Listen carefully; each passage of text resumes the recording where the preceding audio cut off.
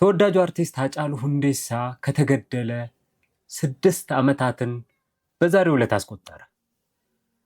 የሃጫሉ ነፍስ ዛሬም ድረስ ፍትህ አላገኘችም። ዛሬ ስለ ሃጫሉ ሁንዴሳና ከዛ ጋር ተያይዘው የሚነሱ ሀሳቦችን እናነሳለን። በዛሬው ፕሮግራማችን ሃጫሉ ሁንዴሳን አስታውሰን የምናሳልፍ ይሆናል።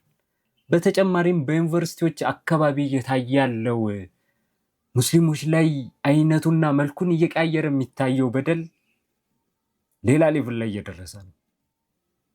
የዩኒቨርሲቲው ትልቅ ነጥብ ያመጣችን ተማሪ መድረክ ላይ ጠርቶ እስካለመሸለም ድረስ ደርሰናል። ስለነሱም የምለው ነገር ይኖራል። አብራችሁን ቆዩ። የተከበራችሁ የሪል ቶክ ሰላሀዲን ቤተሰቦች፣ ዛሬ ሃጫሉን እናስታውሳለን። ፍትህ ያላገኘችዋን ነፍስ ዛሬም ፍትህ ስንል እንጠይቃለን። ከሃጫሉ ሁንዴሳ በፊትም ሆነ ከሃጫሉ ሁንዴሳ በኋላ ብዙ ነፍሶች አላግባብ ጠፍቷል። ብዙ በደሎች የተለያየ የሀገራችን ክፍል ላይ የሚገኙ ህዝቦች ላይ ደርሰዋል። እነዛ በደሎች ሁሉ ፍትህ ያስፈልጋቸዋል። ፍትህ ፍትህ እያሉ የሚጣሩ ነፍሶችን እንደ ወኪል የሃጫሉን ሁንዴሳ ነፍስ እንደ ወኪል አድርገን አብረን እንጠይቃለን። የኢትዮጵያ ህዝብ ፍትህ ይፈልጋል። በተለያየ የሀገሪቱ ክፍል የሚታዩ ግድያዎች በማንም የሚፈጸሙ በማን ፍትህ ይገባቸዋል። ፍትህ ደግሞ ሊተገበር የሚችለው ፍትህ ለማስከበር ስልጣን ባለው አካል ነው። ያ ስልጣን ያለው አካል ፍትህን ስላላስከበረ ፍትህ ተብሎ ቢጠየቅ ቅር ሊሰኝም አይገባም። ሃጫሉ ሁንዴሳ የዛሬ 6 ዓመት በሚያሳዝን ሁኔታ ተገድሎ ተገኘ። የዛሬ 6 ዓመት በዛሬዋ ቀን የፈሰሰችው የሃጫሉ ደም ዛሬም ድረስ ፍትህ አላገኘችም። ከዛም በኋላ ብዙ ደሞች ፈሷል። ከዛም በፊት ብዙ ስቃይ፣ ብዙ ደም መፍሰሶች መኖራቸውን አልዘነጋኋችሁም። ሃጫሉን ሲጠሉት የነበሩ ሰዎች ሁሉ ልክ ሲሞት ወደውታል። ለሞተ ማዘንን እያልኩኝ አይደለም።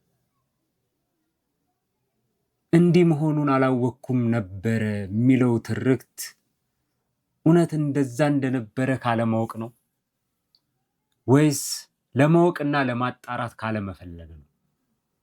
አሁን ላይም ሐቆችን እያጣራን ሰዎችን በጥላቻ መፈረጅ፣ መግፋት፣ ገሌ እንደዚህ እያልን መገፋፋትና ጥላቻችንን መረጫጨት ካልመረጥን በስተቀር አሁንም የሆኑ ሰዎች በማይሆን መልኩ አያድርገውና ሲገደሉ እንዲህ እኮ አልመሰለኝም ነበረ፣ እንደዚህ መሆኑን ባቅማ ባልጠላሁት ነበረ፣ ተሳስቼ እኮ ነው እንደዚህ ስለው የነበረው የሚል ጸጸት ውስጥ አይከተንም።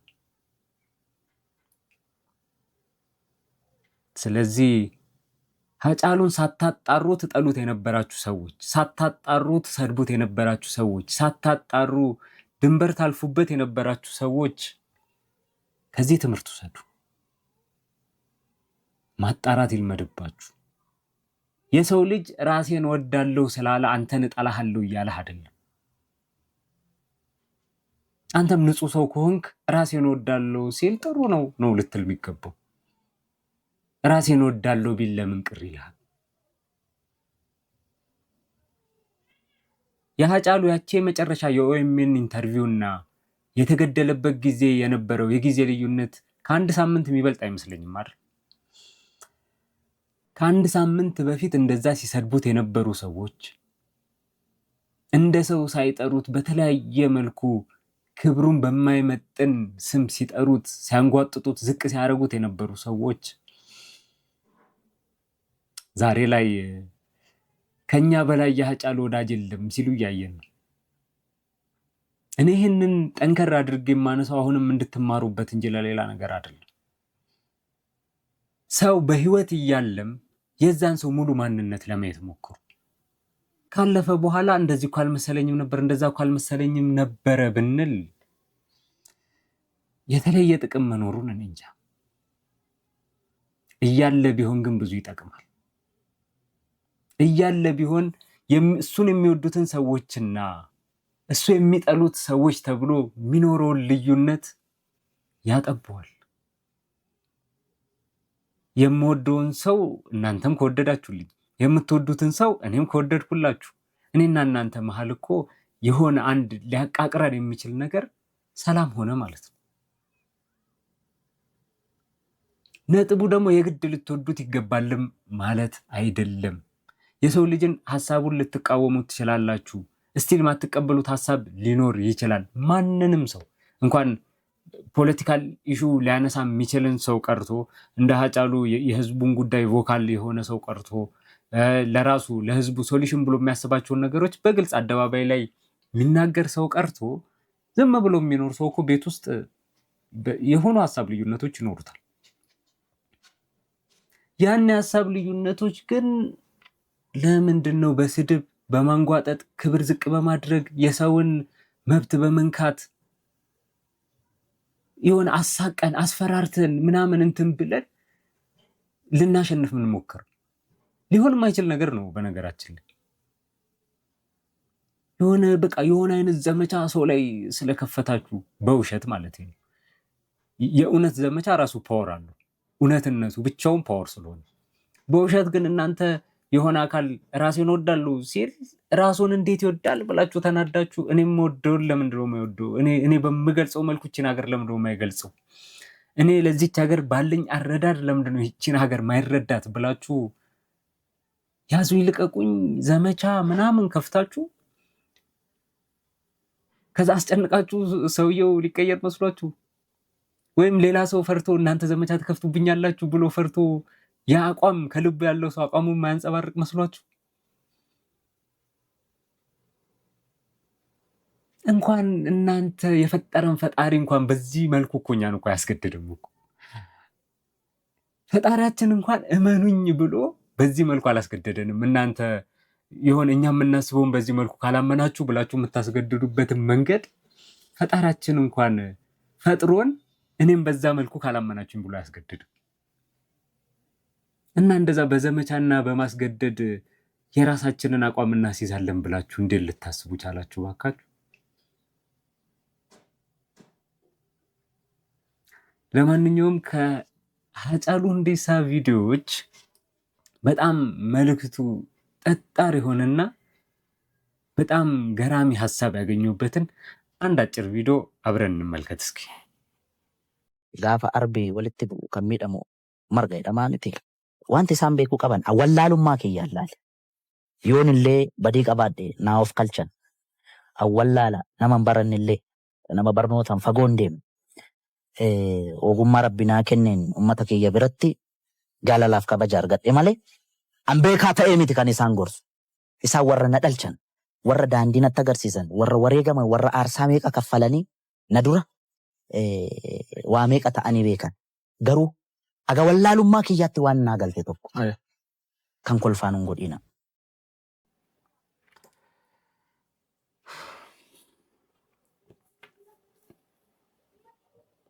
ሀጫሉ እዚህ ቪዲዮ ላይ ቃል በቃል አይደለም የምተረጉምላችሁ፣ ሀሳቡን ነው ምነግራችሁ። ከተሳሳትኩ እንኳን ይቅርታ አድርጉልኝ። እኔ አዋቂ ሁኜ አይደለም፣ በትምህርት ራሱ ብዙ አልገፋሁም። ከእናንተ በላይ አውቄ አይደለም ይህንን ስመክራችሁ። እናንተ ከኔ በፊት ብዙ መስዋዕትነትን የከፈላችሁ ብዙ የምታውቁ እናንተ ናችሁ እኔን ያሳደጋችሁ። ግን እኔ ከዚህ አለማወቄ ጋር አንድ ነገር አውቃለሁ ይላል ሀጫሉ። አንድ ነገር አውቃለሁ፣ መሳቂያ አታድርጉ።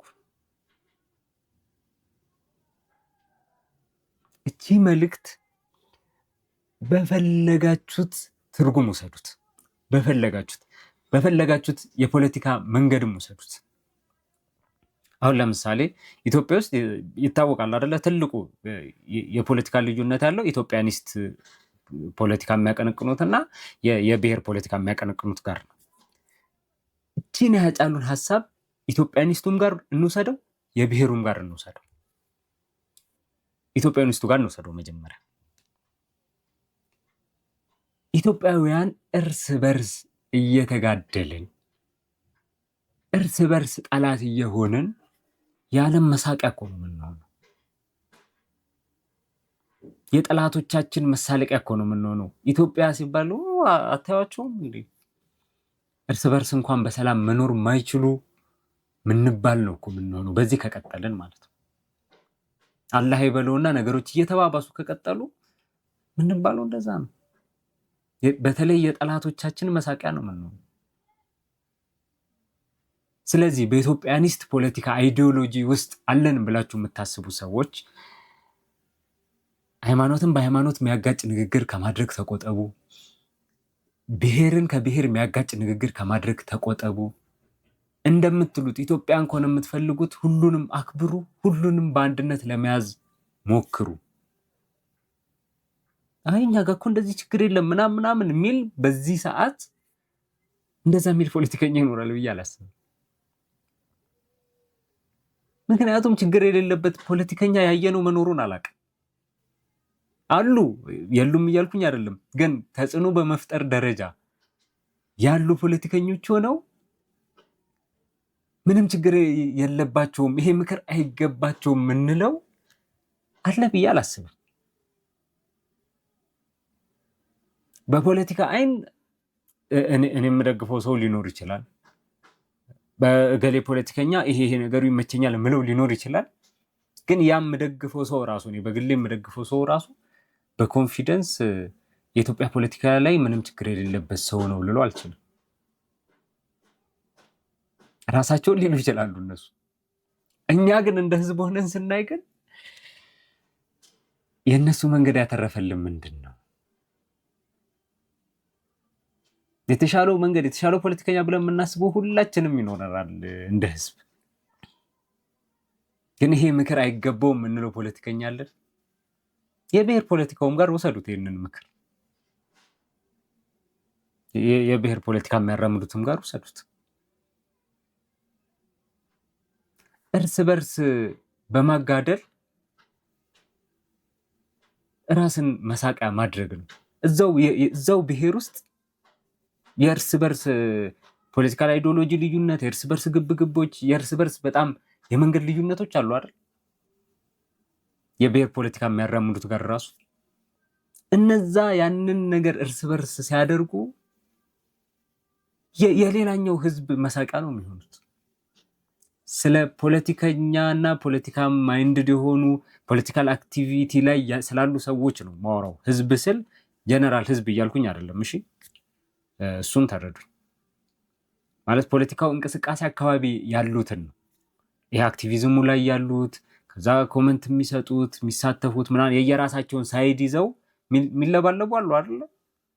ታውቁታላችሁ መቼም ሶሻል ሚዲያ ላይ ስትገቡ ጥቂት ሰዎች አይደሉ።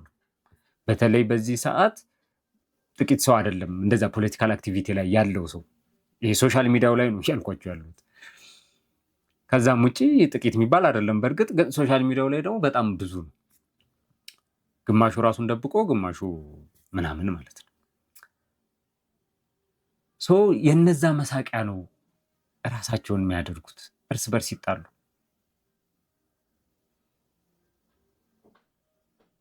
እባካችሁን የትኞቹን ፖለቲከኞች መሳቂያ አታድርጉ። የሃጫሉን ምክር እንውሰድ እባካችሁ።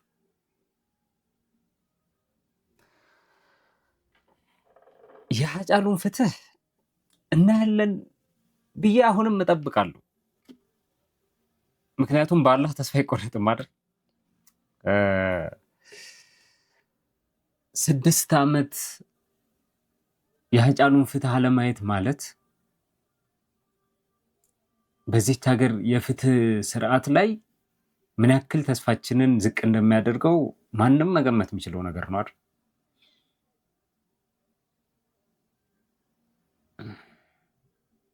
ብቻ ተስፋ ለመቁረጥ ይሻላል እና አሁንም እኔ በግሌ ተስፋ አደርጋለሁ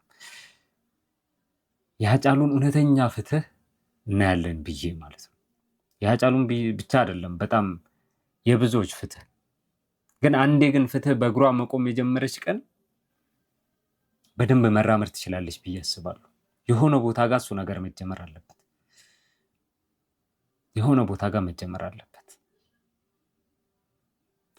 አሁን ወደ ዩኒቨርሲቲዎቻችን ጉዳይ እንሂድ እስኪ። እዚች ሀገር ላይ ግራ ከሚያጋቡ ነገሮች ውስጥ የተማረ ኃይል ለማፍራት ተቋም ውስጥ ያሉ አመራሮች እንዳልተማረ ሰው አክት የሚያደርጉት ነገር በጣም ነው ግራ የሚያጋባ። የዛ አይነት አስተሳሰብ ያለው ሰው ምን አይነት የተማረን ኃይል ሊያፈራ እንደሆነ አላውቅም።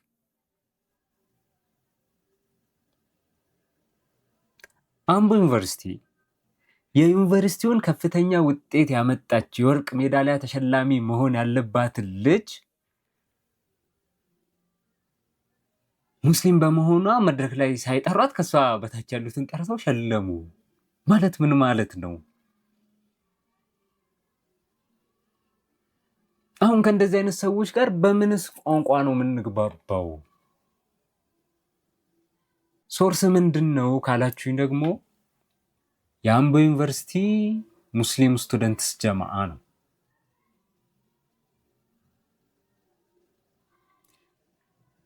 አሁን እኔ ዩኒቨርሲቲዎች አካባቢ ከሙስሊሞች ጋር ያለው ነገር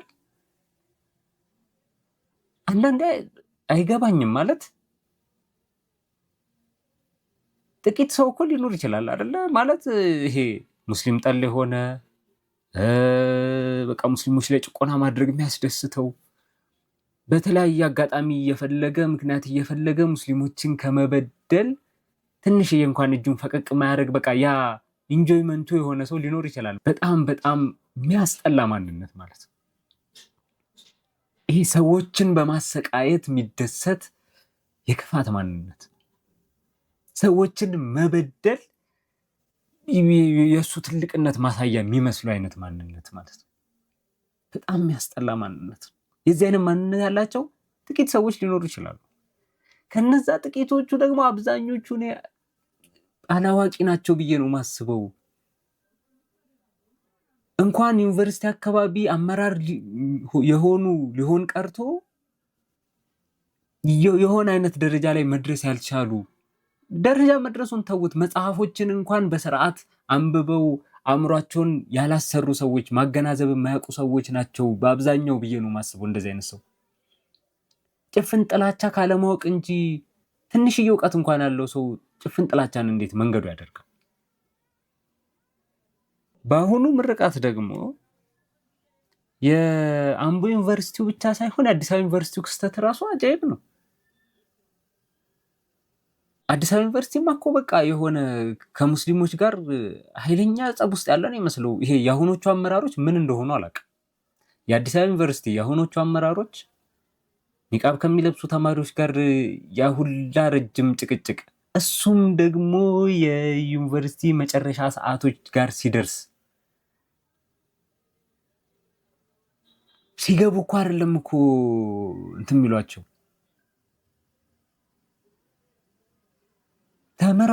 ተምረው ልክ መጨረሻ ጋር ሲደርሱ ካላወለቃችሁ የሚል ለቃሉ ይቅርታ ሴሰኝነት ያለበት ሰው ሀሳብ የሚመስሉ ነገሮች ናቸው። የሴሰኛ ሰው ሀሳብ ነው ይመስለው። አጋጣሚን ተጠቅሞ መጨረሻ ላይ ከውጤቷና ከማውለቋ ሊመርጥ አይቶ ምን ሊሆን አውልቃ አያት። ከዛስ ምንድን ነው ጥቅሙ?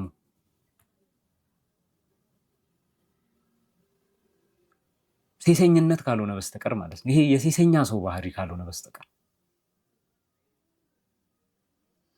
ቢያንስ የመርህ ሰው ከሆነ ማለት ነው ኮንፊደንስ ኖሮት ደረቱን ነፍቶ ኒቃብ በኢትዮጵያ ትምህርት ቤቶች ክልክል ነው የሚል ሕግ ይሁን ምን እንዲወጣ ያደርጋል። የመርህ ሰው ከሆነ ያንን ነው የሚያደርገው። እንደዛ የሚል ሕግ እስከሌለ ድረስ ኒቃብ ለብሶ መማር መብታቸው እስከሆነ ድረስ ማንም ሊከለክላቸው አይችልም። የመርህ ሰውም ሊባል አይችልም። የዩኒቨርሲቲ አመራር ሆኖ ደግሞ የመርህ ሰው አለመሆን ማለት ለቦታው አይመጠንም ማለት እኮ ነው። ያዘው ስራውን በአግባቡ አይሰራም ማለት እኮ ነው። ያው አዲስ አበባ ዩኒቨርሲቲ ያደረጉትን ኦልሬዲ ታውቁታላችሁ ብዬ ነው። ክርስቲያን ብቻ ያስመረቁ ይመስል በእግዚአብሔር ስም ቃል እገባለሁ አስብለው ነው ከመድረክ ላይ ቃል ያስገቡት።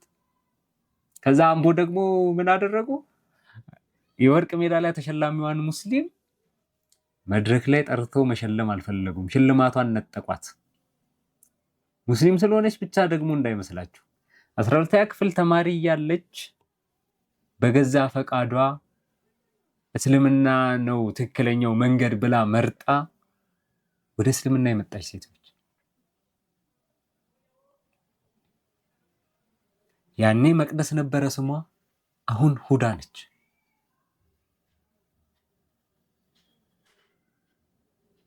ሌላ የጥላቻ ጉዳይ ካልሆነ በስተቀር እዛ መድረክ ላይ መውጣትም ትከለክላላችሁ። እዚህ በእግዚአብሔር ስም ቃል ታስገባላችሁ። ከዛ ኒቃብ ስትከለክሉ ምንድነው የምትሉት? ሴኩላሪዝም። ሴኩላሪዝም ማይከለክለውን ሙስሊሞች ላይ ሲሆን የሚከለክል ታደርጉታላችሁ። ሴኩላሪዝም የሚከለክለውን ለእናንተ ሲሆን ማይከለክል ታደርጉታላችሁ። እንዴት እንግባባ ወገን?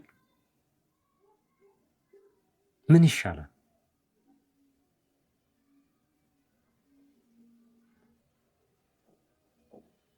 ብቻ እንደዚህ ግን እንደማይቀጥል ግን እኔ ምንም ጥርጥር የለኝም። ማንም እንደፈለገ ነገሮችን እያንቦጫረቀ ዘላለሙን ሊሄድ አይችልም። እስከሆነ ጊዜ ይሄዳል። ያው ስልጣኑ በእጁ እስከሆነ ጊዜ ብቻ አይደለም፣ ስልጣኑ ወንበር ላይ ተቀምጦም የሚሰሙት ሰዎች እስካሉ ጊዜ